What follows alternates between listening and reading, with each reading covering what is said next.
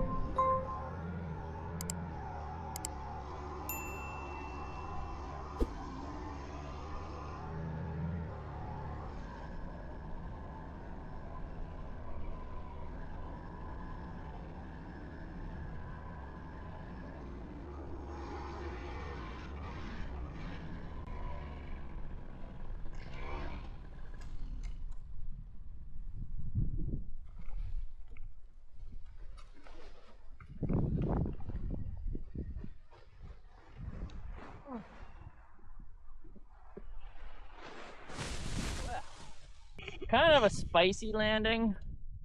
It seems like there's no wind, but there's definitely wind. Like, look at the windsock. There's a good wind. It's just weird wind shadow here. Well, we're back here down on the ground. It was a really bumpy flight. It was a lot of fun. Actually, I think I did a pretty good job in the landing, although I was hesitant to commit to it because I couldn't really tell what the winds were doing. Because the windsock at the far end of the runway, that would be in more clean air than this one that's really close to these trees, isn't up right now. It's being replaced. But I was able to kind of guess the direction of the wind, and it is pretty gusty and thermic. Be fine for a little airplane, but for the glider, it's a bit much. Just still doable. I might actually fly to the beach, or there's a restaurant nearby that I've been wanting to fly to. But anyway, like I said, just got back down on the ground. We checked out the neighbor's barn. It's unfortunately pretty totaled. One of two that look like they're being built. And it looks like he has a hovercraft in the backyard, which is kind of cool, so might have to make friends. Although I had a hovercraft years ago and sold it because they were a lot less fun than I expected them to be. But that's a story for another day, I guess. I don't know how much footage I have of that hovercraft because it wasn't very good. It hovered, it just was less fun than you'd think.